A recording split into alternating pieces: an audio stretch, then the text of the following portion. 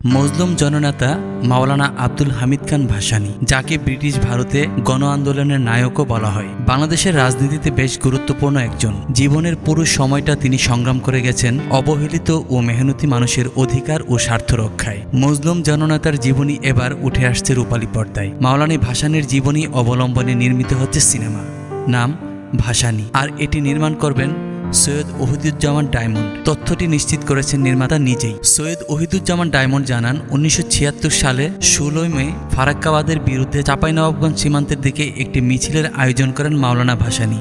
তাই আগামী বছরের 16 মে সিনেমাটির শুটিং শুরুর প্রাথমিক পরিকল্পনা করা হয়েছে। এখন চলছে প্রি প্রোডাকশন কাজ। নির্মাতার কথায় সেই ব্রিটিশ আমল থেকে শুরু করে এ অঞ্চলে মাওলানা ভাসানী একজন প্রভাবশালী রাজনীতিবিদ ছিলেন। নতুন প্রজন্মের কাছে তিনি অনেকটাই অজানা, আর সে কারণেই ছবিটি নির্মাণের পরিকল্পনা করেছি। আশা করি তথ্যবহুল একটি ছবি বানাতে পারব।